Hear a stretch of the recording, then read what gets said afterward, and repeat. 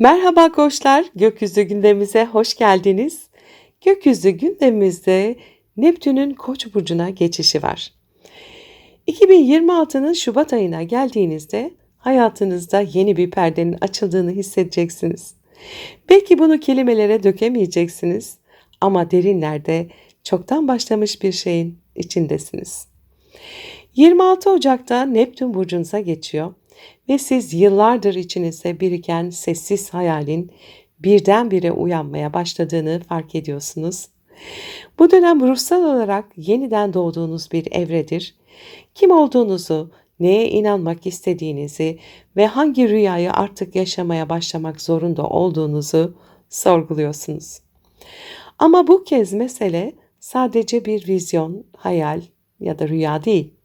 Çünkü hemen ardından 14 Şubat'ta Satürn de burcunuza geçiyor ve evren size açık bir mesaj veriyor. Artık yalnızca hayal etmek değil, onu yaşamak zorundasın. Bu iki gezegen 20 Şubat'ta da Koç burcunun 0 derecesinde kavuşacaklar.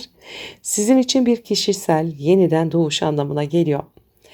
Tıpkı uzun bir uykudan uyanmak gibi, tıpkı yıllardır ertelenen bir görevin artık bekletilemeyecek kadar güçlü hale gelmesi gibi. Neptün size hayal gücü verir, içsel vizyonunuzu, hayalinizi büyütür. Ben kimim sorusunun ardındaki ruhsal cevabı fısıldar ama Satürn bu fısıltının altına imza atmanızı ister. Hayalinizin bedelini ödemeye, emek vermeye, sabırla inşa etmeye çağırır. Bu yüzden bu kavuşum hem büyülü hem zorlu bir eşiği temsil eder. Bir yanınız sınırsız olmak isterken diğer yanınız gerçeklerle yüzleşir. Bir yanınız yeni bir hayata koşmak isterken diğer yanınız sorumluluk duvarına çarpar. Ve tam o noktada kaderiniz şekillenir. Sevgili koçlar, önümüzdeki yıllar boyunca kimliğinizi yeniden tanımlayacaksınız. Ben kimim sorusu artık yüzeysel bir cümle değil, bu ruhunuzun misyonuyla ilgili yeni bir siz doğuyor ama bu doğum sabır ve cesaret istiyor. Satürn sizi olgunlaştıracak, Neptün sizi sezgisel hale getirecek ve bu iki enerji birleştiğinde hayatınız hem derinleşecek hem disipline girecek. Artık eski kimliklerinizde yürüyemezsiniz. Artık başkalarının sizi tanımladığı rollere sığamazsınız. Kendi doğrunuzu, kendi sesinizi, kendi yönünüzü bulmanız gerekiyor. Bu dönem bedensel, duygusal ve ruhsal olarak arınma sürecidir. Bir yanınız eskisini bırakmak ister ama bir yanınız hala geçmişte bağlıdır. Bilin ki o bağları çözmeden yeni başlangıçlar sizi tam anlamıyla özgürleştirmez. Neptün'ün etkisiyle kimliğinizin sınırları çözülüyor. Bu bazen yönsüzlük hissi yaratabilir. Sanki ben artık kimim diyebilirsiniz.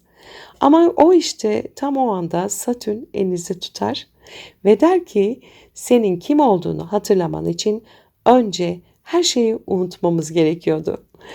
Bu bir ruhsal sıfırlanma sürecidir. Birçok Koç burcu bu dönemde içsel olarak yorgun hissedebilir. Ama o yorgunluk bir son değil, doğumdaki önceki sessizliktir. Kovadaki gezegen yoğunluğu bu yeniden doğuşa farklı bir güç katıyor. Mars, Güneş, Merkür, Venüs ve Plüto da orada. Sizi toplumsal alanda daha görünür kılacaklar. Yeni çevreler, yeni topluluklar, yeni fikirler alanı. Artık yalnız değilsiniz. Kovadaki güçlü stelyum enerjisi sizi benzer vizyonlara sahip insanlarla buluşturacak. Bireysel değişiminiz kolektif bir çağrının parçası haline gelecek. Yani bu kez yalnızca kendi hayatınızı değil, bir grubun, bir topluluğun ya da bir projenin yönünü de etkileyebilirsiniz. Yeni bir fikir lideri olarak öne çıkma potansiyeliniz çok güçlü. Ama dikkat edin, bu güç egoya değil, bilince hizmet etmeli. Aksi halde Neptün'ün sizi kendi hayalinizde kaybettirebilir. Bu dönemde atacağınız adımlar yıllar boyunca sizi şekillendirecek. Bu yüzden sabırsız olmamak çok önemli. Satürn Koç'ta aceleyle başlatılan işlerin bedelini gösterir. Ama planla, sabırla, sistemle ilerleyen her girişim size kalıcı başarı getirir. İlişkilerde de benzer bir denge var. Bir yanınız sonsuz aşkı isterken diğer yanınız gerçek bağlılık arar. Hayali ilişkiler biter, gerçek temele dayalı olanlar kök salar. Bu süreç partnerinizle birlikte ruhsal büyüme yaşamanıza imkan tanır. Ama eğer bağ, fedakarlık ve kurtarıcılık üzerine kuruluysa Neptün'ün sisi o bağı dağıtabilir. Ruhsal olaraksa bu transit sizden büyük bir teslimiyet ister. Ama bu teslimiyet pasif bir boyun eğiş değildir. Bu kendi potansiyeline teslim olmaktır. Kendinizi olduğunuz gibi görmeye, zayıf yanlarınızı kabullenmeye ve onları dönüştürmeye başlamaya davet edilirsiniz. Bir dönem kapanıyor ama bu bir son değil, yeni bir benliğin doğuşu. 26 Ocak'tan 20 Şubat'a kadar geçen bu birkaç haftada içsel olarak sanki bir perdenin kalktığını hissedeceksiniz. O perde artık eski sizi saklamıyor olacak, gerçek yüzünüz görünmeye başlayacak ve işte tam o anda hayaliniz kaderinize dönüşecek.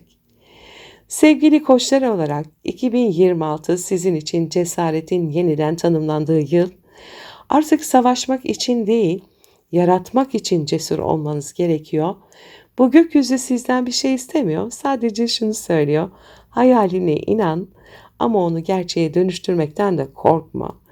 Çünkü artık yeni bir sen başlıyor ve bu kez o sen yalnızca hayal eden değil, kendi hayalini yaşamaya cesaret eden biri olacak. Mutlu, umutlu, huzurlu, verimli bir süreç geçirmenizi diliyorum. Sevgiyle kalın. Merhaba boğalar, gökyüzü gündemimize hoş geldiniz. Gökyüzü gündemimizde Neptün'ün Koç burcuna geçişi var. Sevgili boğalar, görünmeyeni görme zamanı şimdi. 2026'nın Şubat ayına geldiğinizde hayatın görünmeyen yüzüyle karşı karşıya kalacaksınız. Bu dönem sessiz ama derin bir uyanış başlatıyor sizde. Neptün 26 Ocak'ta Koç burcuna geçtiğinde sizin doğum haritanızın en gizli, en derin noktasına dokunuyor. Burası bilinçaltınızın, rüyalarınızın, ruhsal hafızanızın evidir. Yani bu geçiş dış dünyadan çok iç dünyanızda gerçekleşiyor. Bu kontrol edemediğiniz bir sürecin başlangıcı. Ama korkmayın. Çünkü bu kontrolsüzlük sizi daha derin bir teslimiyete çağırıyor. Sanki hayat uzun süredir bastırdığınız duyguları, görmezden geldiğiniz sezgileri ya da kabullenmekten kaçındığınız geçmiş temalarını yüzeye çıkarıyor. Ve 14 Şubat'ta Satürn de Koç burcuna geçecek, tam da Sevgililer Günü'nde bu derin uyanış bir ciddiyet kazanacak. Artık ruhsal alandaki dersler gerçek hayatınıza yansımaya başlayacak. Evren size şunu söylüyor. Artık içsel karanlıktan kaçmak yok. 20 Şubat'ta Satürn ve Neptün Koç'un 0 derecesinde kavuşacaklar. Siz bir kapanış ritüeli yaşıyor olacaksınız. Bu hayatınızın gizli bir sayfasının kapanmasıdır. Belki bir alışkanlık, belki bir inanç sistemi, belki de uzun zamandır size görünmeden yön veren bir iç korku. Ne olduğunu hemen fark edemeyebilirsiniz. Ama hissedersiniz. Bir yükün çözülüp gittiğini, bir perdenin kalktığını, bir iç sessizliğin bir tür huzura dönüştüğünü hissedersiniz. Bu kavuşum sizin için ruhsal bir temizliktir. Bir dönemi arkada bırakmak ve yeni bir döngüye hazırlanmak anlamına gelir. Ama bu temizlik kolay olmayacak. Çünkü Neptün sis yaratır, Satürn yüzleştirir. Yani bir şeyin bitişini kabul etmek bir yanınız için kayıp hissi de yaratabilir. Fakat unutmayın, bu kayıp değil, arınmadır ve siz bu dönemde bırakmayı öğrendikçe hafiflersiniz. Sevgili boğalar, sizler kontrolü seviyorsunuz. Sabit bir burç olarak güvenlik duygusu sizin temel ihtiyacınız. Ama bu gökyüzü tam da o alanı değiştiriyor. Artık kontrol değil, teslimiyet öğretiyor size. Hayatın görünmeyen akışına güvenmeyi öğreniyorsunuz. Her şeyin görünümden ibaret olmadığını fark ediyorsunuz. Ve bu farkındalık sizi çok daha bilge kılacak. Neptün size sezgi veriyor. Rüyalarınız derinleşiyor. Ruhsal bağlantılar güçleniyor. Satürn ise bu sezgileri disipline etmenizi istiyor. Yani kaçış yok. Ya içsel olarak büyüyeceksiniz ya da direndiğiniz yerlerde hayat sizi durduracak. Bu dönem sağlığınıza da ruhsal bir perspektiften bakmanızı gerektirir. Vücudunuz bastırdığınız duyguların dili olur. Yorgunluk, uykusuzluk, belirsizlik, bedensel hisler aslında bunlar ruhunuzun konuşma biçimidir. Kendinizi zorlamayın. Dinlenin, arının, sezgilerinize alan açın. Meditasyon, dua, sanat, müzik bunlar bu süreçte size en güçlü ilaçlardır. Çünkü Neptün sizi görünmeyen bir alemle temasa geçiriyor ve Satürn o bağlantıyı kalıcı hale getiriyor. Kovadaki gezegen yoğunluğu Mars, Güneş, Merkür, Venüs ve Plüto hepsi Kova burcunda sizin kariyer alanınızı canlandırıyor. Yani dış dünyada hız, vizyon ve değişim var ama içeride derin bir sessizlik. Bu ikilik Şubat 2026'nın ana teması sizin için. Bir yanınız görünmek isterken üretmek, yaratmak da istiyor. Diğer yanınız artık yalnız kalmam gerek diyor. Bu zıtlık aslında bir rehberdir. Çünkü dış dünyada ne kadar aktif olursanız olun, bu dönemde gerçek gücünüz, içsel dengenizden gelecek. Satürn-Neptün kavuşumu sizin için gizli potansiyellerin açığa çıkması anlamına gelir. Yaratıcılık, sezgisel farkındalık, spiritüel güç. Bunlar sessizce uyanacak ama bu güç önce yalnızlıkla başlayacak. Siz yalnız kalmaktan korkmayın. Çünkü o sessizlikte gerçek rehberliğinizi duyacaksınız. Bu dönemde geçmişten gelen karmalar, hatta geçmiş yaşam temaları bile gündeme gelebilir. Sanki hayat size şunu söylüyor. Tamam artık bu hikayeyi kapatabilirsiniz. Ve siz evet dediğinizde hayat bir anda hafiflemeye başlar. 2026 sizin için görünmeyeni görme yılı. Artık maddeyi değil, manayı fark etme zamanı ve o farkındalık sizi bir sonraki döngüye hazırlıyor. Neptün 12. evinizden ayrıldıktan sonra işte o zaman bu içsel inşa dış dünyada bir yaratım olarak ortaya çıkacak. Şimdi tohum ekme zamanı ama bu tohum dışarıya değil, içinize gidecek. Sevgili boğalar, siz bu dönemde sessiz bir kahraman gibisiniz. Görünürde hiçbir şey değişmiyor gibi olsa da içinizde evrenin bir kapısı açılıyor. Bırakın geçmişin gölgeleri dağılsın, ruhunuzun sesi size yolu gösterecek. Çünkü bazen en büyük başlangıçlar en sessiz kabullerin içinden doğar. Şubat 2026'da hayat size fısıldayacak. Artık direnme, bırak ve olman gereken hale dönüş. Mutlu, umutlu, huzurlu, verimli bir süreç geçirmenizi diliyorum. Sevgiyle kalın. Merhaba ikizler. Gökyüzü gündemimize hoş geldiniz. Gökyüzü gündemimizde Neptün'ün Koç burcuna geçişi var. Sevgili ikizler, 2026 yılına adım atarken içinizde güçlü bir kıpırdanma hissedebilirsiniz. Sanki uzun süredir içinizde taşıdığınız bir fikir, bir hayal, bir vizyon artık harekete geçmek istiyor. Ve evren bu kez sizin için sahneyi hazırlıyor. 26 Ocak'ta Neptün Koç burcuna geçiyor. Bu geçiş sizin doğum haritanızda geleceğe açılan vizyoner bir alanı harekete geçiriyor. 11. evinizi. Yani bu dönem hayat amacınızla, toplumsal rolünüzle ve geleceğe dair inançlarınızla ilgili büyük bir farkındalık getiriyor.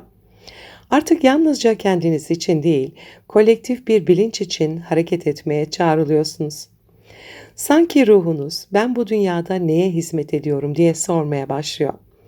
Ve hemen ardından 14 Şubat'ta Satürn'de Koç burcuna geçtiğinde bu vizyon ciddiyet kazanacak. Artık hayal değil, hedef haline gelecek. Artık ilham değil, görev olacak. 20 Şubat'ta da Satürn ve Neptün 0 derece Koç'ta kavuşuyorlar.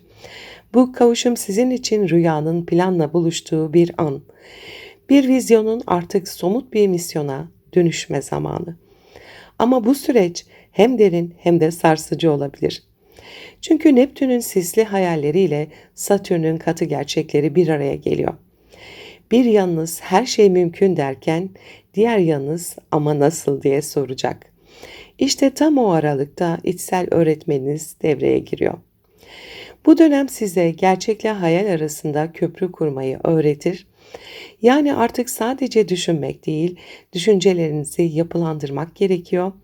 Söz eyleme dönüşmeli, fikir sisteme oturmalı, ilham yön kazanmalı. Sevgili ikizler olarak siz bilgiyle, bağlantıyla, fikir alışverişiyle var olursunuz. Ama şimdi gökyüzü sizden daha derin bir şey istiyor. Bilgiyi bilgelikle birleştirmenizi. Yani sadece bilmek değil, anlamını hissetmek zamanı. Neptün bu süreçte zihinsel sınırlarınızı esnetiyor. Yeni bir inanç sistemi, yeni bir ideoloji ya da spiritüel bir farkındalık yönünde açılıyorsunuz. Satürn size diyor ki bu bilgiyi temellendir, gerçeğe dönüştür.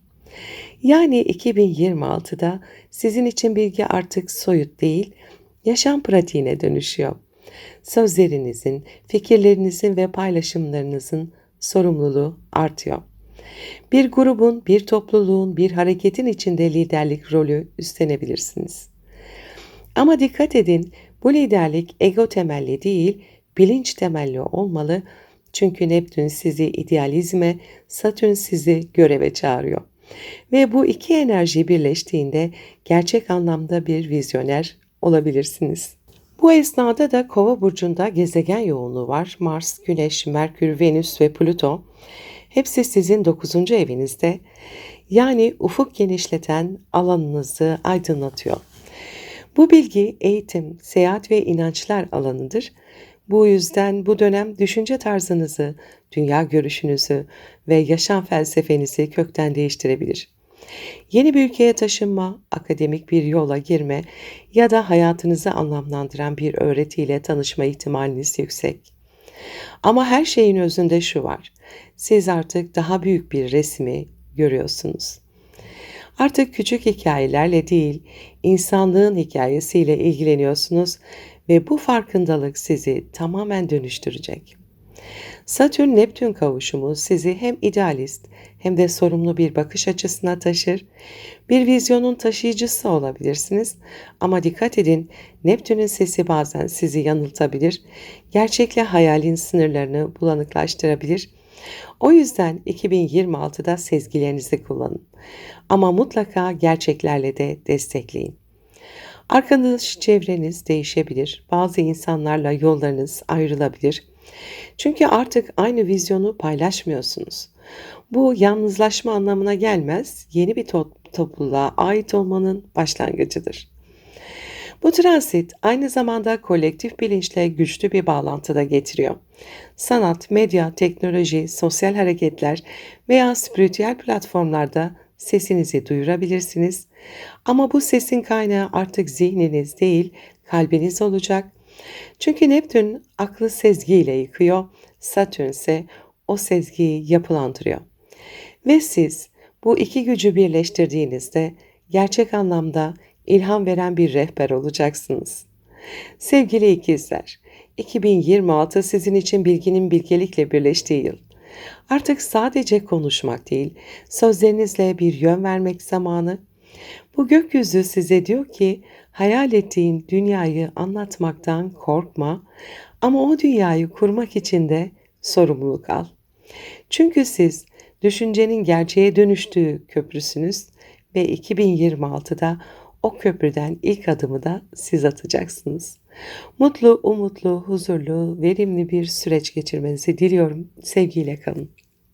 Merhaba yengeçler, gökyüzü gündemimize hoş geldiniz. Gökyüzü gündemimizde Neptün'ün Koç burcuna geçişi var.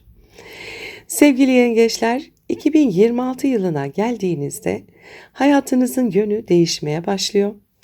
Bu değişim yavaş ama güçlü bir dalga gibi geliyor size ve o dalganın içinde artık eskisiz yok. 26 Ocak'ta Neptün Koç burcuna geçiyor. Bu geçiş sizin doğum haritanızda kariyer, yön ve toplumsal statü alanını hareketlendiriyor. Yani bu yalnızca bir meslek seçimi, değişimi değil, hayatta kim olduğunuzu yeniden tanımlama dönemidir. Bir yanınız içsel bir çağrı duyacak, artık kalbinizle uyumlu bir yolda olmak isteyeceksiniz ve o çağrı sizi eskiden güvenli gelen her şeyin dışına çıkaracak. Neptün burada sizi ruhsal misyonla tanıştırır. Artık sadece başarı değil, anlam ararsınız. Ve tam bu noktada 14 Şubat'ta Satürn de Koç burcuna geçiyor. Artık rüya gerçekliğe dönüşmek zorunda. Evren size diyor ki artık sadece hissetme zamanı değil, eyleme geçme zamanı.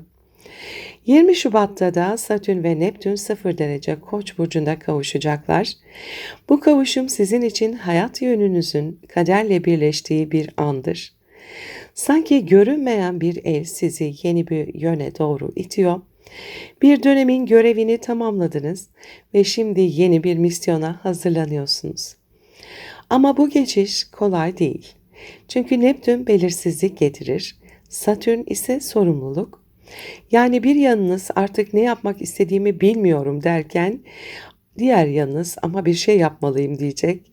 İşte tam orada kalbinizin sesi sizi yönlendirecek.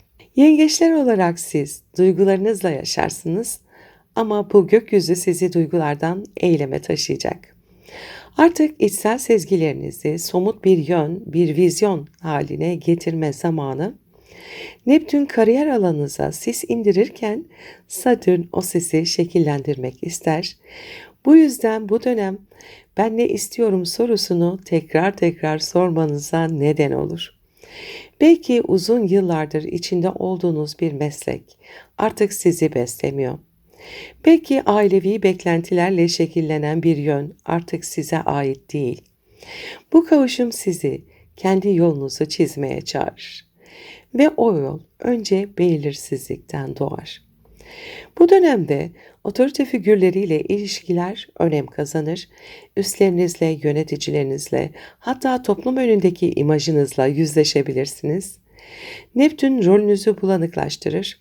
Artık bir ünvan, bir sıfat, bir başarı tanımı sizi tanımlamaz. Çünkü içinizde çok daha büyük bir anlam arayışı vardır ve Satürn size şunu söyler. Eğer bir anlam arıyorsan o anlamı inşa et. Bu nedenle 2026'da kariyerinizde büyük yön değişimleri mümkün olabilir. Ama bu değişim rastlantısal değil, ruhsal bir yeniden hizalanmadır. Artık kalbinizin rehberliğine güvenmeniz gerekiyor. Kova burcundaki yoğun enerji, Mars, Güneş, Merkür, Venüs ve Plüto sizin 8. evinizi yani dönüşüm, güç ve derin bağlar alanını aydınlatıyor. Bu yüzeyde değil derinlerde bir güçlenme dönemi. Satürn ve Neptün kavuştuğunda Kova burcunda da büyük bir stelyum var. Siz bu süreçte eski korkularınızı, kayıplarınızı, bağımlılıklarınızı dönüştürüyorsunuz. Artık güvende hissetmek için dış koşullara değil, içsel gücünüze güvenmeyi öğreniyorsunuz. Bu enerji hem maddi hem duygusal anlamda eski kalıpları kırmanızı sağlar. Yani hem işte hem ilişkide kontrol ettiğiniz alanlar çözülür. Ama o çözülmeden önce özgürlük doğar. Satürn-Neptün kavuşumu sizin için bir kutsal görev başlatır. Bu görev topluma, bir fikre, bir vizyona hizmet etmektir. Ama önce kendi sınırlarınızı tanımlamanız gerekir. Çünkü Neptün sizi sınırsızlaştırırken Satürn disiplinli olmadan vizyon olmaz der. Bu dönemde doğru hedef kalbinizde uyumlu olandır. Eğer sadece dış başarıya odaklanırsanız Neptün sizi yönsüz bırakır. Ama kalpten gelen bir amaçla ilerlerseniz Satürn o hayali kalıcı hale getirir. Bu gökyüzü sizi bir rol değişimine hazırlıyor. Artık yalnızca aileye, işe veya topluma hizmet eden değil, ruhsal bir misyonun taşıyıcısı oluyorsunuz. Ve bu süreçte bir yanınız olgunlaşırken bir yanınız nihayet özgürleşiyor. Artık başkalarının sizi onaylamasına ihtiyacınız yok. Artık içsel bir otoriteye sahipsiniz ve bu belki de hayatınızın en önemli farkındalığı olacak. Sevgili yengeçler, 2026 yılı sizin için kaderin yazıldığı yıl. Artık kalbinizle yön buluyorsunuz. Artık kariyeriniz, toplumsal yeriniz ya da başarınız, ruhsal misyonunuzla bir olmak zorunda. Bu gökyüzü size diyor ki, gerçek güven dış dünyadan değil, içinizdeki ışığı fark ettiğinizde gelir. Ve siz o ışığı bulduğunuzda artık ne yol kaybolur ne yön şaşar. Çünkü bu kez yolu çizen sizsiniz. Mutlu, umutlu, verimli bir süreç geçirmenizi diliyorum. Sevgiyle kalın.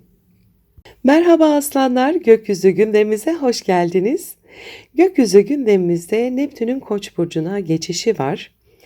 Sevgili aslanlar, 2026 yılına adım atarken içinizde büyük bir değişim çağrısı hissedeceksiniz. Sanki hayat sizi alışılmışın dışına çıkarmak, daha büyük bir anlamı keşfetmeye zorlamak istiyor. Ve gerçekten de öyle. Çünkü 26 Ocak'ta Neptün Koç burcuna geçiyor. Bu geçiş sizin doğum haritanızda 9. evi, yani inançlar, dünya görüşü, yüksek eğitim ve ruhsal keşif alanını harekete geçiriyor. Bu dönem hayatı çok daha geniş bir çerçeveden görmeye başlıyorsunuz. Sınırlar çözülüyor, kalıplar kırılıyor ve siz artık doğru bildiğiniz şeyleri bile sorgulamaya başlıyorsunuz. Artık bilgi değil, bilgelik arayışındasınız. Artık başarı değil, anlam peşindesiniz. 14 Şubat'ta da Satürn de Koç burcuna geçecek. Bu ruhsal arayışa ciddi bir yön kazandıracak. Evren size adeta şunu söylüyor. Artık öğrendiklerini yaşama geçirme zamanı. Ve 20 Şubat'ta da Satürn ve Neptün 0 derece Koç burcunda kavuştuğunda sizin için bir uyanış kapısı açılıyor. Bu kavuşum bir inanç sisteminin bitişi ve yenisinin doğuşudur. Artık kendi gerçeğinizi oluşturma zamanı, toplumun, ailenin, geçmişin öğrettiği doğrular değil, sizin kalbinizin rehberliği geçerli olacak. Ama bu geçiş kolay değil. Çünkü Neptün belirsizlik getirir. Satürn ise sınav. Bir yanınız artık hiçbir şey net değil diyecek. Diğer yanınız ama bu karmaşanın içinde bir anlam var diye hissedecek. Ve işte o an içsel bilgeliğinizle tanışırsınız. Siz aslanlar olarak hayatın merkezinde olmayı, görünür olmayı seversiniz. Ama şimdi gökyüzü diyor ki, gerçek güç görünür olmakta değil, farkındalıkta. Neptün 9. evinize geçerken hayat felsefenizi bulanıklaştırabilir, belki inanç sisteminiz çöker, belki hayata dair anlam arayışınız değişir. Ama o çöküş bir yeniden doğuşun başlangıcıdır. Artık yalnızca başarılı olmak değil, doğru yönde ilerlemek önem kazanıyor. Siz kalbinizin rehberliğinde bir yön bulmak üzeresiniz. Satürn burada disiplin getirir. Yani bu farkındalıklar sadece içsel değil, somut bir dönüşüm gerektirir. Yeni bir eğitim, yeni bir ülke, yeni bir felsefe ya da tamamen farklı bir yaşam tarzı. Her ne olursa olsun bu geçiş sizi genişletmek için geliyor. Bu esnada Kova burcunda da bir gezegen yoğunluğu var. Mars, Güneş, Merkür, Venüs ve Plüto Kova burcunda bir stelyum yaratıyorlar. Sizin 7. evinizi, yani ilişkiler ve ortaklık alanınızı aydınlatıyor. Bu da demek oluyor ki bu ruhsal dönüşüm yalnız yaşanmayacak. Hayatınıza giren insanlar sizin öğretmeniniz haline gelecek. İlişkileriniz inançlarınızı sınayacak. Bazı bağlar vizyon uyuşmazlığı nedeniyle son bulabilir. Ama yeni ilişkiler çok daha bilinçli temeller üzerine kurulacak. Bu süreç benden bize geçiştir. Yani kendi gerçeğinizi bulurken karşınızdakinin gerçeğine de alan açmayı öğreniyorsunuz. Satürn-Neptün kavuşumu sizi bir bilgelik yolculuğuna çıkarır. Bu zihinsel bir öğrenme değil, ruhsal bir farkındalık sürecidir. Belki bir öğretiye, bir spiritüel disipline ilgi duyabilirsiniz. Belki meditasyon, astroloji, felsefe veya din gibi alanlarda derinleşirsiniz. Ama neyle ilgilenirseniz ilgilenin, asıl öğrenme kendi deneyiminizden gelir. Bu dönem size şunu öğretiyor. Gerçek bilgi yaşadığınızla bütünleştiğinde anlam kazanır. Sevgili aslanlar için bu transit benden bütüne geçiştir. Artık hayatı sadece kendi pencerenizden değil, kolektif bir bilinçle görme zamanıdır. Belki öğretmen, belki danışman ya da rehber rolüne geçersiniz. Belki sadece kendi hikayenizi anlatırsınız. Ama hangi yoldan giderseniz gidin, başkalarına ilham verme potansiyeliniz büyüyor. Bu süreçte eski idealler çökerken yenileri doğacak. Ama unutmayın, gerçek inanç sorgulamanın ardından gelir. O yüzden sarılarınızdan korkmayın. Belirsizlik ruhsal olgunlaşmanın ilk aşamasıdır. Ve siz bu süreçten sonra hayatı bambaşka bir yerden görmeye başlayacaksınız. O eski sınırlar artık sizi tutamayacak. Çünkü siz artık yalnızca aslan değil, bir vizyon taşıyıcısısınız. Sevgili aslanlar, 2026 sizin için ruhun ufkunu genişleten yıl. Artık kalbiniz zihninizden daha bilge, artık ışığınız sadece sahnede değil, içsel farkındalıkla parlıyor. Bu gökyüzü size diyor ki, yönünü kalbinle bul, gerçek yol dışarıda değil, içinde. Ve siz o yolu bulduğunuzda artık sadece yaşamıyorsunuz, ışık saçıyorsunuz. Mutlu, umutlu, huzurlu, verimli bir süreç geçirmenizi diliyorum. Merhaba Başaklar, gökyüzü gündemimize hoş geldiniz. Sevgili Başaklar, gökyüzü gündemimizde Neptün'ün Koç burcuna geçişi var. 2026'ya geldiğinizde hayat sizi içsel bir kapıdan geçirecek. Bu kapıdan girerken arkanızda kalan her şeyi yeniden düşünmeye başlayacaksınız. Çünkü artık bazı şeyleri tutmak sizi taşımıyor. Bazı bağlar, bazı korkular, bazı alışkanlıklar bırakılmak istiyor. Ve gökyüzü bu bırakma sürecini başlatmak üzere. 26 Ocak'ta Neptün Koç burcuna geçiyor. Bu geçiş sizin doğum haritanızda 8. evi, yani dönüşüm, paylaşım, kriz ve yeniden doğuş alanını harekete geçiriyor. Bu dönem sizi en derin korkularınızla yüzleştirir ama aynı zamanda o korkuların içinden geçerek bambaşka bir güce ulaşmanızı sağlar.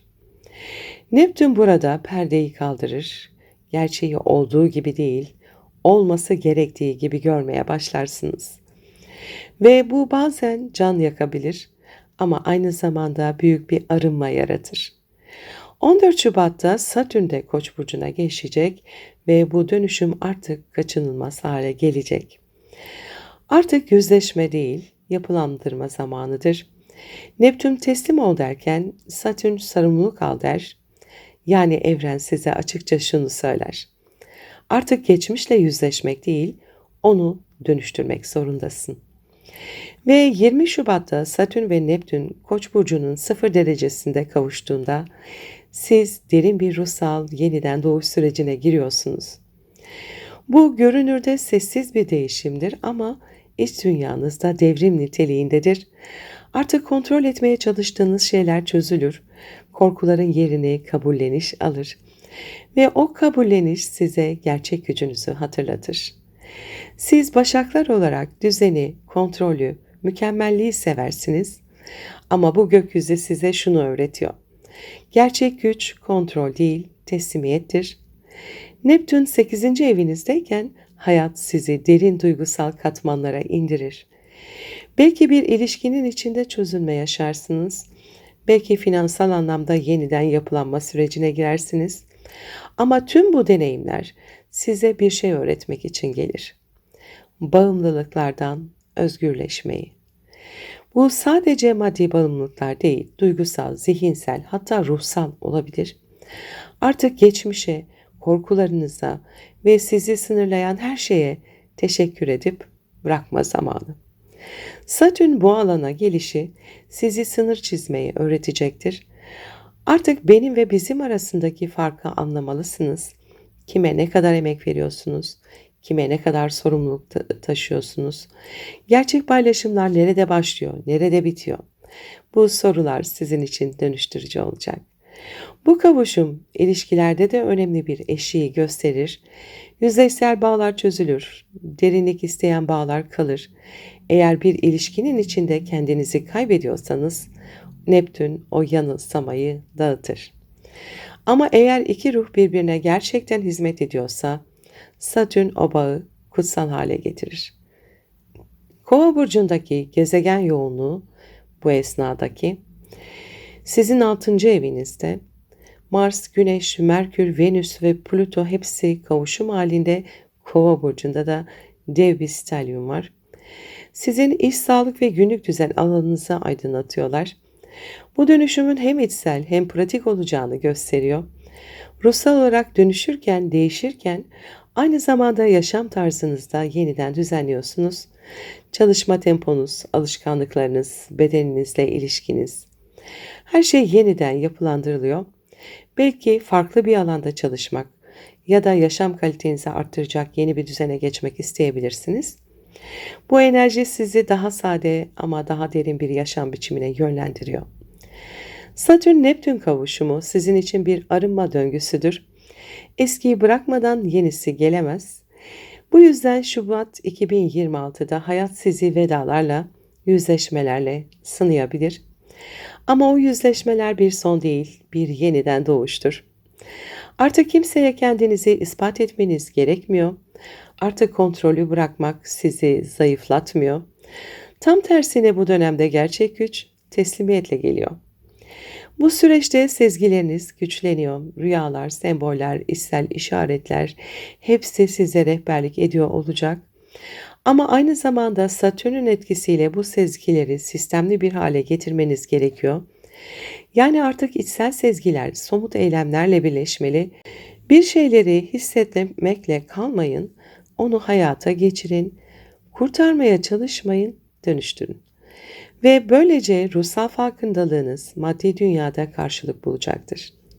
Sevgili Başaklar, 2026 sizin için ruhsal arınmanın, duygusal özgürleşmenin yılı. Bu gökyüzü size şunu söylüyor: artık mükemmel olmaya çalışma, gerçek olmaya çalış. Kendinizi affedin, geçmişi serbest bırakın ve içsel ışığınızı yeniden hatırlayın. Çünkü siz hayatı onarmak için buradasınız. Ama önce kendi kalbinizi iyileştirin.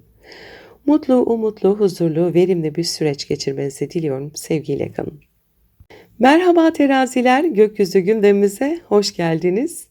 Gökyüzü gündemimizde Neptün'ün Koç burcuna geçişi var. Sevgili teraziler, 2026 yılına geldiğinizde hayat size bir ayna tutuyor olacak. Bu aynada yalnızca kendinizi değil, ilişkilerinizi, bağlarınızı ve paylaşımlarınızı göreceksiniz. Çünkü artık ben değil, biz dönemi başlıyor. Ve bu kez o biz tanımı çok daha derin olacak. Çünkü 26 Ocak'ta Neptün Koç burcuna geçiyor. Bu geçiş sizin doğum haritanızda 7. evinizi, yani ilişkiler, ortaklıklar ve evlilik alanını harekete geçiriyor. Bu aşkın, bağların ve ilişkilerin mistikleştiği bir dönemdir. Artık ilişkiler sadece duygusal değil, ruhsal bir deneyim haline geliyor. Ama aynı zamanda gerçek olmayan bağların da çözülmeye başladığı bir süreçtir. 14 Şubat'ta Satürn de Koç burcuna geçtiğinde bu ilişkisel süreç ciddi bir olgunlaşma evresine girer. Neptün ideali ve hayali temsil eder.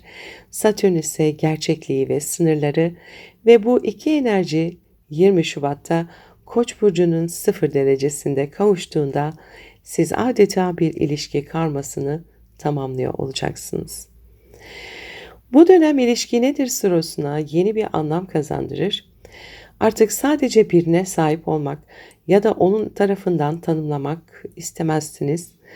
Artık gerçek bir birliktelik, ruhsal bir ortaklık ararsınız. Siz teraziler olarak, doğal olarak ilişkilerle tanımlanırsınız. Ama şimdi evren diyor ki gerçek denge önce senin içinde kurulmalı. Neptün 7. evinize geçtiğinde bir süredir farkında olmadan idealize ettiğiniz ilişkiler şeffaflaşmaya başlar. Belki bir partnerin, bir dostun ya da bir iş ortaklığının artık sizi beslemediğini fark edersiniz. Ya da tam tersi hayatınıza giren biri size derin bir anlam katar. Ama bu anlam sıradan değildir. Bu bir ruhun diğerini uyandırdığı bir enerjidir. Satürn'ün gelişiyle birlikte artık sınırlar öğreniliyor. Neptün bir ol derken Satürn nerede başladığını unutma der ve siz bu iki enerjiyi dengelemek zorundasınız. Bu süreçte ilişkilerinizde netlik kazanmak isteyeceksiniz. Kiminle, neyi, neden paylaştığınızı sorgulayacaksınız. Gerçek bir bağ varsa bu kavuşum o ilişkiyi kutsar ama sahte, yüzeysel, bağımlılığa dayalı ilişkiler kendiliğinden çözülür. Bu kolay değildir ama derin bir içsel özgürlük getirir. Bu süreçte Kova burcunda da bir gezegen yoğunluğu var. Mars, Güneş, Merkür, Venüs ve Plüto Kova'da büyük bir stelyum oluşturuyor ve sizin 5. evinizi yani aşk, yaratıcılık ve kalpten gelen her şeyi aydınlatıyor.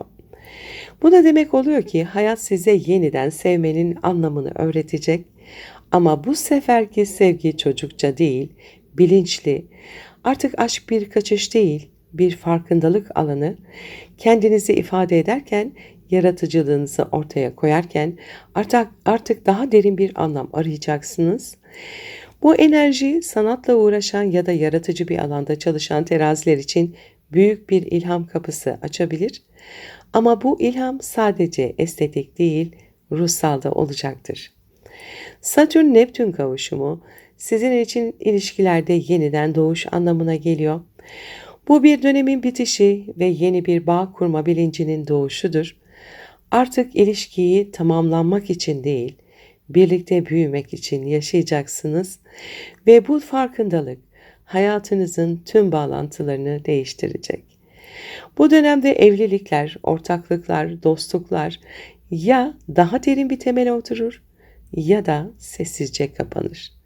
Ama unutmayın, her bitiş bir bilinç kapısı açar.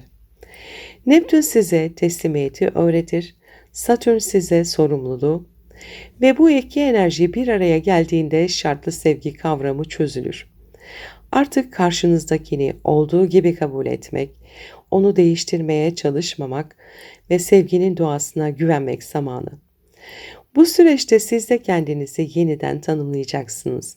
Artık başkalarının onayı değil, kendi içsel huzurunuz rehber olacak. Sevgili teraziler, 2026 yılı sizin için ilişkilerin kutsandığı bir dönem. Ama bu kutsanma önce içsel bir dengeyle başlıyor. Bu gökyüzü size şunu söylüyor. Gerçek sevgi, sınır ve teslimiyetin buluştuğu yerdir. Artık sevgi bir arayış değil, bir bilinç haline geliyor. Ve siz bu dönemin sonunda şunu fark edeceksiniz.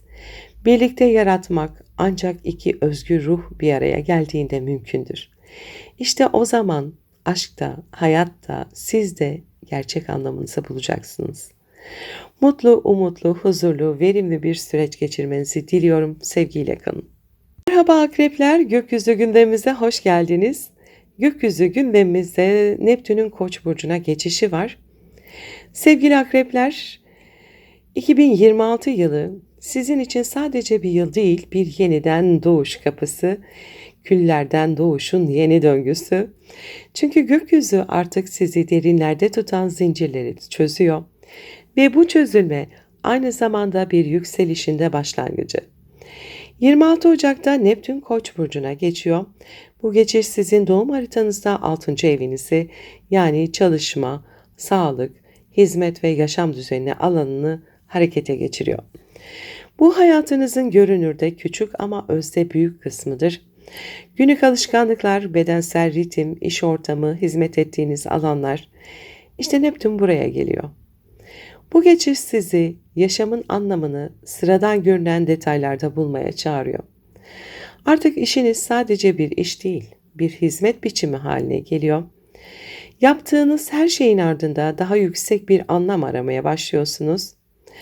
14 Şubat'ta Satürn de Koç burcuna geçtiğinde bu arayış ciddiyet kazanacak.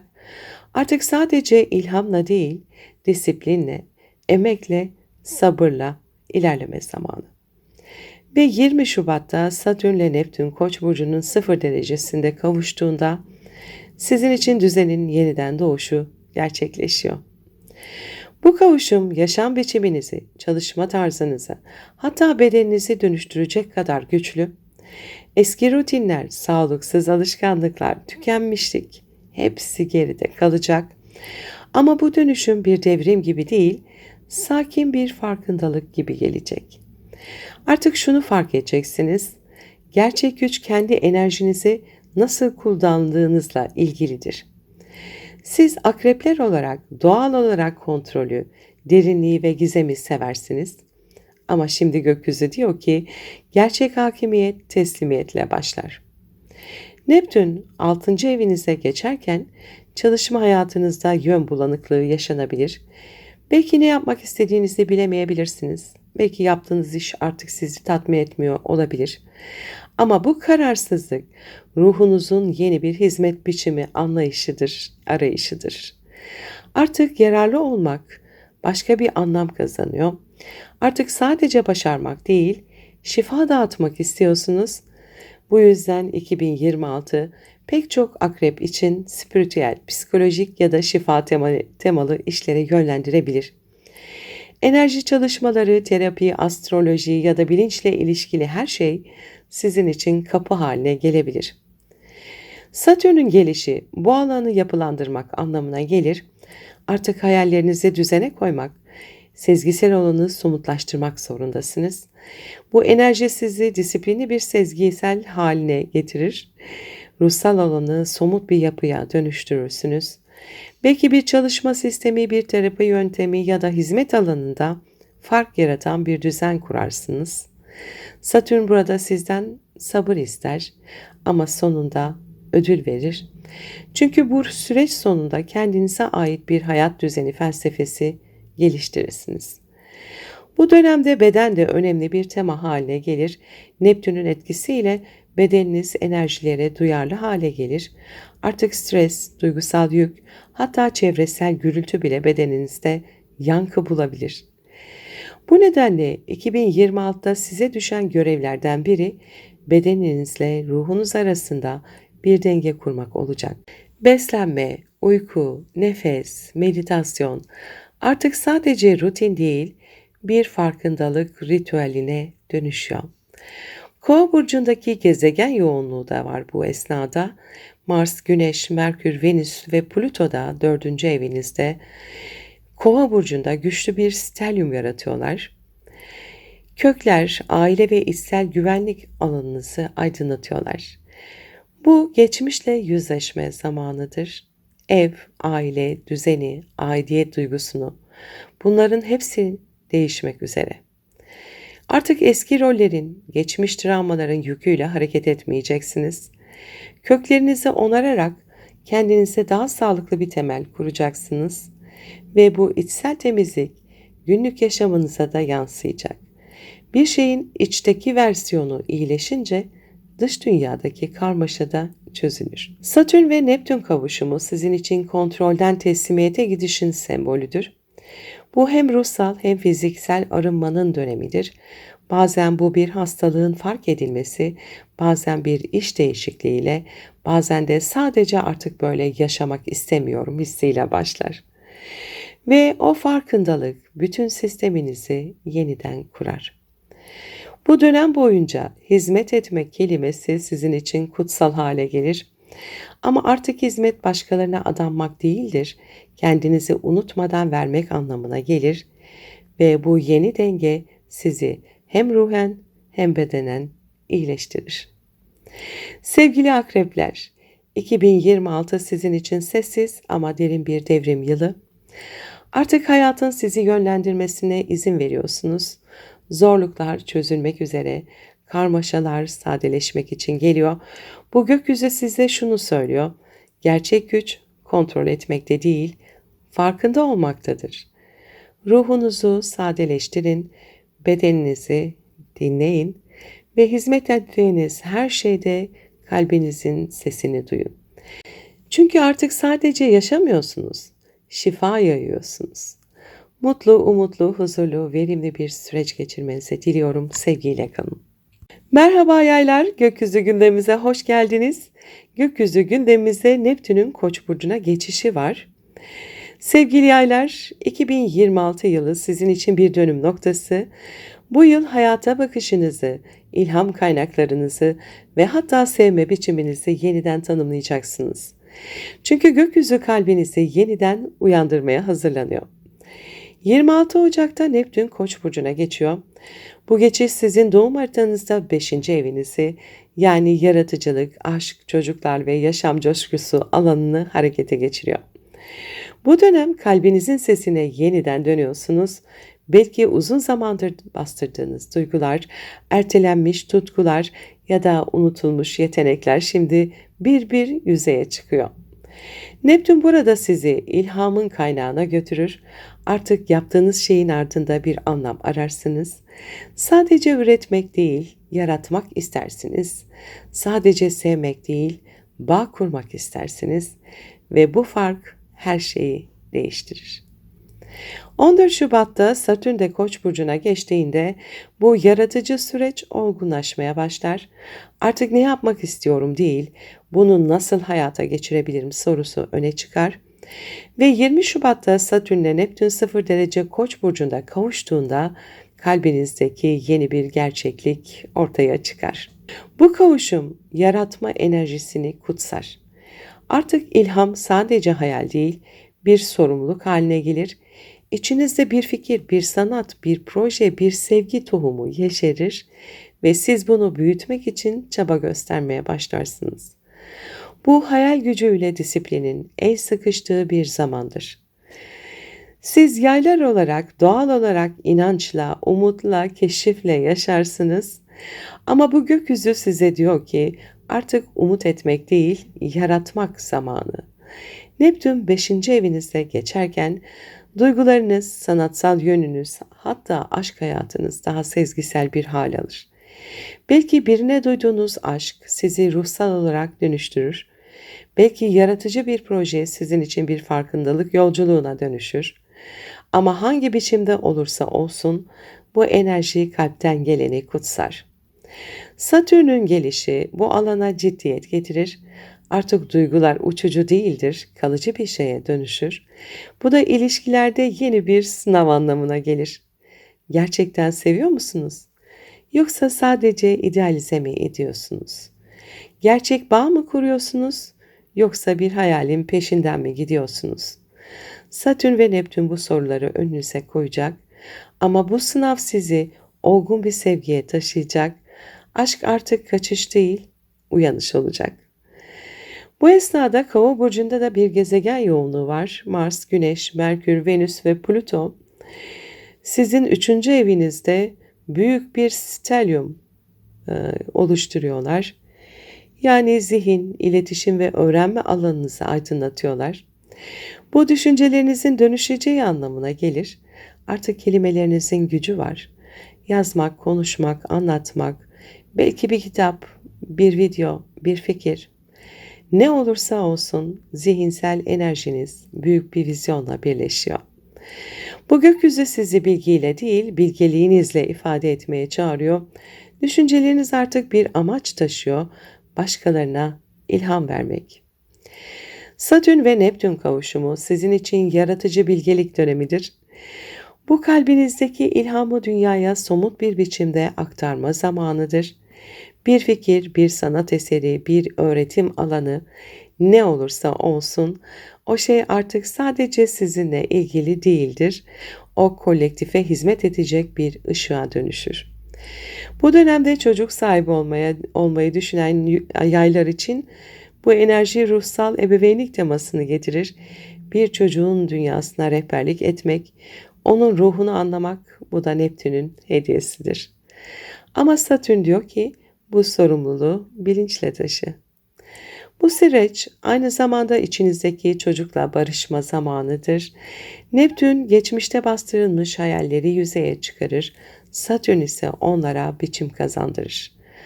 Artık hayal ettim ama yapamadım dönemi bitiyor. Şimdi inanıyorum ve inşa ediyorum zamanı başlıyor. Yaratıcılığınızı ciddiye alın, ilhamınızı küçümsemeyin.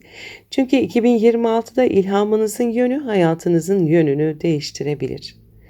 Sevgili yaylar, 2026 sizin için kalp merkezli bir yeniden doğuş yılı. Artık içsel ateşiniz sadece hayal kurmak için değil, gerçek bir şey yaratmak için yanıyor. Bu gökyüzü size şunu söylüyor: hayal et ama inşa da et, sev ama bilinçli sev, yarat ama sorumlulukla yarat. Ve siz bu sürecin sonunda fark edeceksiniz ki ilham aslında ilahi bir çağrıdır.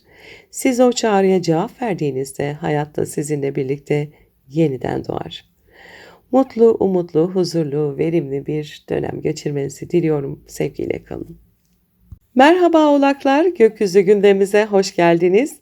Gökyüzü gündemimizde Neptün'ün Koç burcuna geçişi var. Sevgili oğlaklar, 2026 yılı sizin için yalnızca bir takvim değişimi değil, hayatın anlamını yeniden kurduğunuz bir dönüm noktası olacak. Çünkü bu yıl düşüncelerinizin, inançlarınızın ve hayatı algılama biçiminizin derinlerinden bir şeyler değişiyor. Evren size yeni bir zihinsel doğum hazırlıyor.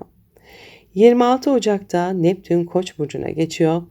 Bu geçiş sizin doğum haritanızda 4. evi, yani kökler, aile, içsel güvenlik ve duygusal temeller alanını harekete geçiriyor. Bu geçmişle ilgili çözülmemiş her şeyin artık yüzeye çıkacağı bir dönemdir. Neptün burada sınırları siler, ev, aile, aidiyet kavramları değişmeye başlar. Belki yaşadığınız yeri değiştirirsiniz. Belki içsel olarak ben kimim, nereye aitim sorusuna cevap ararsınız. Ama bu arayış sizi kendi kalbinize götürür. Çünkü gerçek ev artık dışarıda değil, içinizdedir. Ve 14 Şubat'ta Satürn de Koç burcuna geçtiğinde bu duygusal derinleşme süreci ciddiyet kazanır. Artık geçmişle yüzleşmek değil, onu yeniden yapılandırmak zamanıdır. Ve 20 Şubat'ta Satürn ile Neptün 0 derece Koç burcunda kavuştuğunda siz hayatınızın temel taşlarını yeniden döşüyor olacaksınız. Bu kavuşum içsel güvenlik anlayışınızı kökten değiştirir. Artık güveni maddede değil, ruhsal sağlamlıkta bulacaksınız. Artık dayanıklılık sadece fiziksel değil, duygusal ve enerjisel bir hal alacak. Siz oğlaklar olarak hayatı planlı, kontrollü, ölçülü yaşarsınız ama bu gökyüzü diyor ki gerçek istikrar teslimiyetle başlar.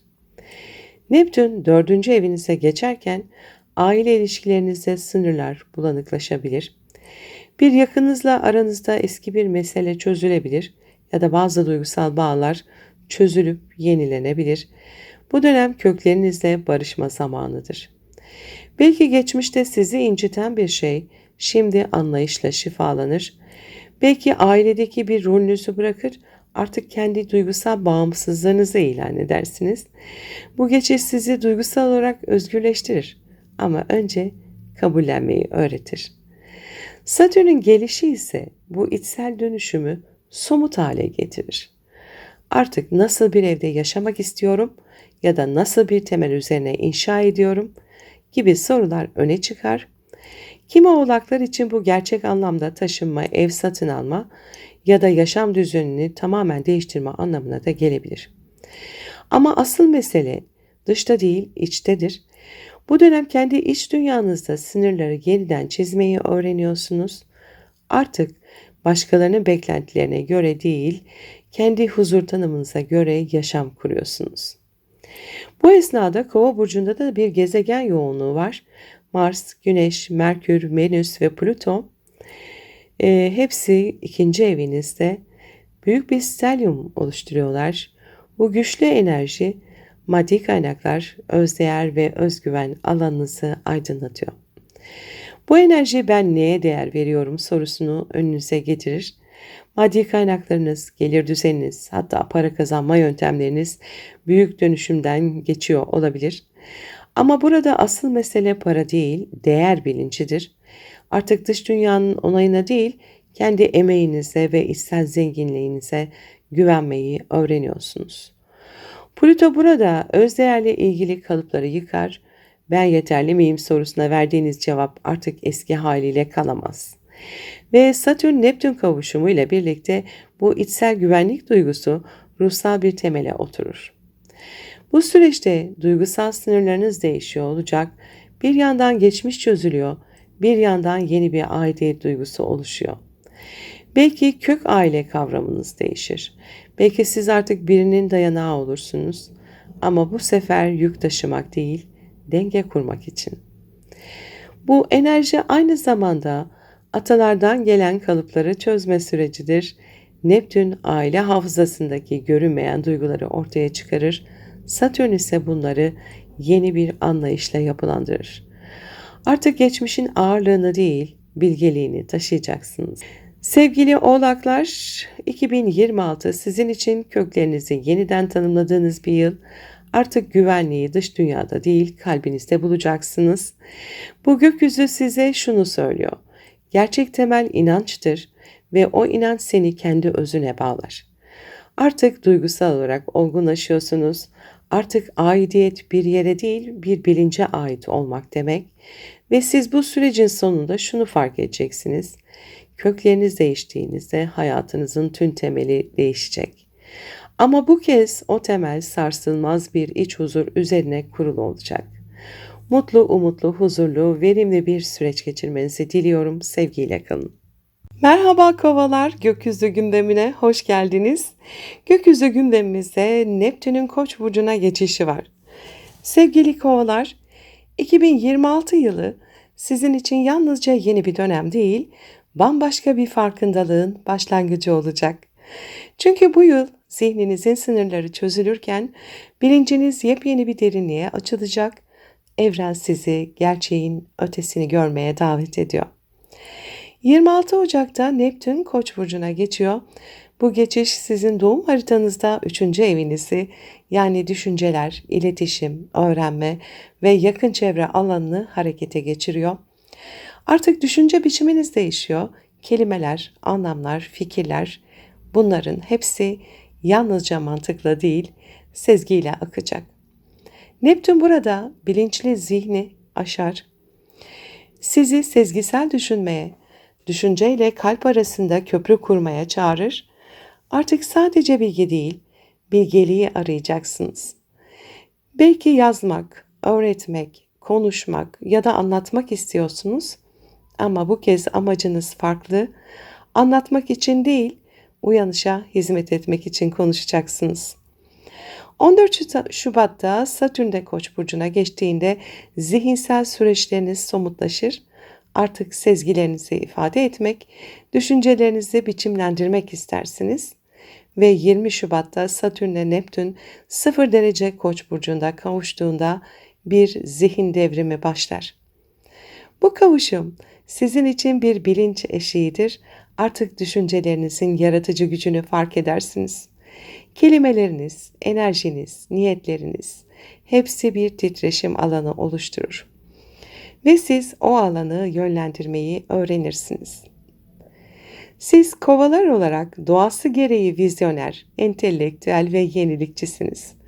Ama bu gökyüzü diyor ki artık akıl yetmez, sezgini de dinle. Neptün 3. evinize geçerken iletişim tarzınız yumuşar, sözleriniz derinleşir. Belki bir öğretmen, bir konuşmacı, bir yazar, bir rehber olursunuz. Ama bu sefer bilgi aktarmak değil, bilinci uyandırmak istersiniz. Bu transit aynı zamanda yakın çevre ilişkilerinde empatiyi öne çıkarır. Kardeşler, komşular, arkadaşlarla ilişkileriniz daha derin ve sezgisel bir bağ kazanabilir.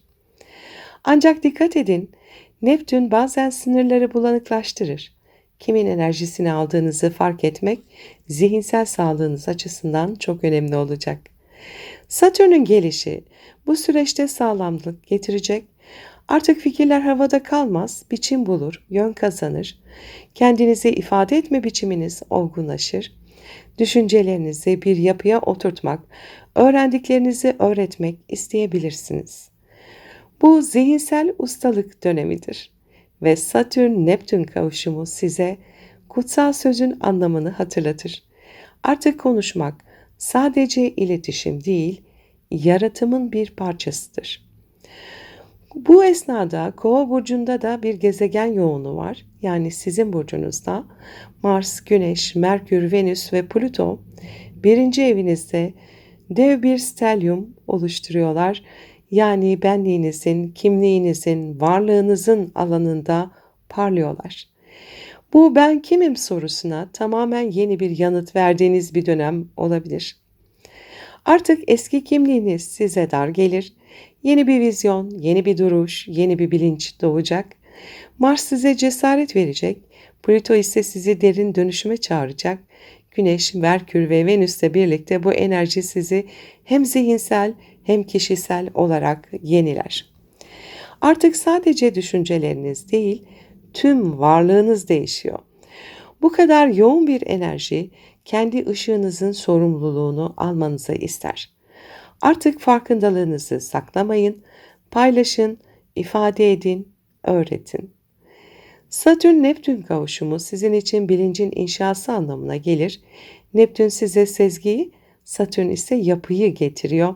Zihniniz artık hem ilhamla hem disiplinle çalışacak. Bu dönem hem rasyonel hem mistik bir ustalık getirir. Artık bilimin diliyle sezginin sesini birleştirebilirsiniz. Kova burcunun misyonu da tam olarak budur. Geleceği inşa etmek. Ve siz bunu kelimelerinizle, fikirlerinizle, öğretinizle yapacaksınız. Bu dönemde zihinsel olarak çok güçlü bir yaratım enerjisi taşıyorsunuz ama Satürn sizi uyarıyor. Zihinsel karmaşaya kapılma, düşüncelerine yön ver. Çünkü artık düşünceleriniz maddeye dönüşebilir. Bu yüzden neye odaklandığınıza dikkat edin. Bir fikir, bir cümle, bir inanç hayatınızın yeni temelini oluşturabilir. Sevgili kovalar, 2026 sizin için zihinsel uyanış yılı. Artık sadece düşünmek değil, gerçeği idrak etmek zamanı.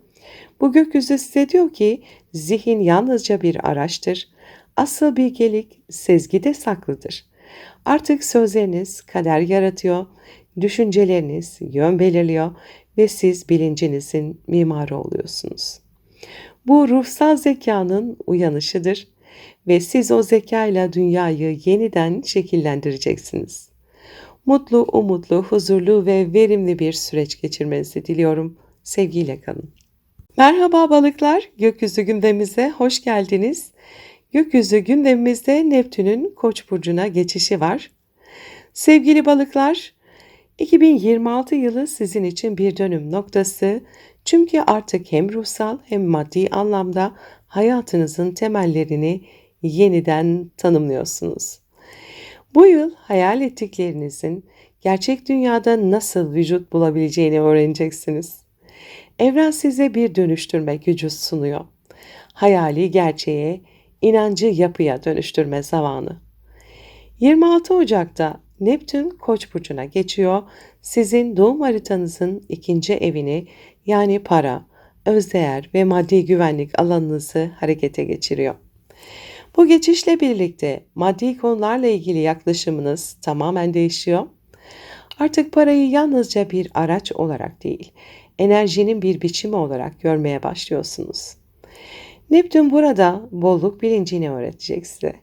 Artık sahip olduklarınızın değil, inandıklarınızın değer yaratacağını fark edeceksiniz. Ama dikkat edin, Neptün ikinci evde bazen sınırları bulanıklaştırabilir. Parasal konularda karmaşa, belirsizlik ya da ertelemeler yaşanabilir. Ama bu bir kayıp değil, ruhsal bir dönüşümdür. Evren size gerçek değerin içte olduğunu hatırlatmak ister. 14 Şubat'ta Satürn de Koç burcuna geçtiğinde bu konular somut bir zemine oturmaya başlar. Artık değer sadece hissedilen değil, ölçülebilen bir şeye dönüşür ve 20 Şubat'ta Satürn ile Neptün 0 derece Koç'ta buluştuğunda hayatınızın yeni temeli atılır. Bu kavuşum hayallerin sorumlulukla birleştiği andır. Artık kendi değerinizi sadece sezgisel olarak değil, bilinçli bir şekilde tanımlarsınız. Bu özdeğer devrimidir. Artık kim olduğunuzu, neye hizmet ettiğinizi ve dünyaya ne kattığınızı çok daha net göreceksiniz. Siz balıklar olarak doğası gereği sezgisel, duyarlı ve ruhsal bir varlıksınız. Ama gökyüzü diyor ki artık hayal etmek değil, inşa etmek zamanı. Neptün yöneticiniz olarak sizi Koç burcuna taşırken yeni bir enerjiyle buluşturacak, kendine güven, girişimcilik ve liderlik. Artık sezgilerinizi pasif bir şekilde izlemeyeceksiniz, onları eyleme dökeceksiniz. Belki bir projeye, belki bir sanata ya da kendi işinize adım atacaksınız. Ama her ne yaparsanız yapın, artık kendi potansiyelinizin farkında olacaksınız. Satürn'ün gelişi bu süreçte sizi olgunlaştıracak. Çünkü Neptün ilham verir ama Satürn o ilhamı biçime sokar. Bu hayal gücüyle yapı kurma dönemidir. Bir balık olarak bu hayatınızın en verimli yıllarından biri olabilir ama başarı teslimiyetle değil, disiplinle gelecek. Kendinize, yeteneklerinize ve üretim gücünüze inanmayı öğreneceksiniz. Bu dönem para kazanma biçiminizden özgüven düzeyinize kadar her şey yeniden şekillenecek. Bu esnada Kova burcunda da bir gezegen yoğunluğu var. Mars, Güneş, Merkür, Venüs ve Plüto 12. evinizde, yani bilinçaltı, ruhsal derinlik ve kapanış alanında parlıyor. Bu çok güçlü bir içsel uyanış döneminden bahsediyor.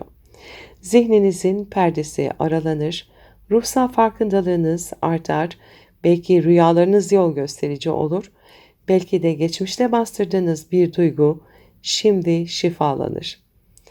Bu enerji ruhsal temizlik anlamına gelir, bir dönemi bilinçli şekilde kapatıyorsunuz. Artık eski benliğiniz değil, daha bilinçli, daha güçlü, daha farkında bir siz doğuyor. Plüto burada bilinçaltınızı dönüştürürken size diyor ki gerçek güç iç huzurudur. Satürn-Neptün kavuşumu sizin için içsel gücün ve maddi güvenin birleşimi anlamına gelecek. Artık duygusal olarak ne kadar sağlam hissederseniz maddi hayatınızda o kadar güçlü hale gelir.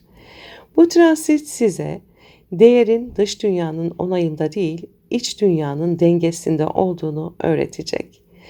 Ve siz 2026'da bu dengeyi bulmaya başlıyorsunuz.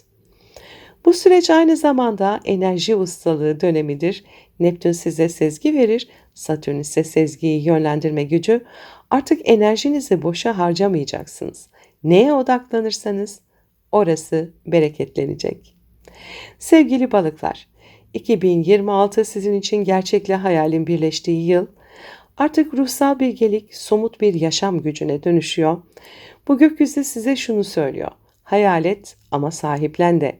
İnan ama inşa et de. Sezgini dinle ama yönünü sen belirle. Artık duygusal ve maddi olarak güçleniyorsunuz. Kendi değerinizin farkına varıyor ve onu dünyaya gösteriyorsunuz. Bu yıl ben demeyi öğrenmenin ruhsal biçimini getiriyor size ve siz bu süreç bittiğinde şunu fark edeceksiniz: gerçek bolluk kendine inanmakla başlıyor. Mutlu, umutlu, huzurlu, verimli bir süreç geçirmenizi diliyorum. Sevgiyle kalın.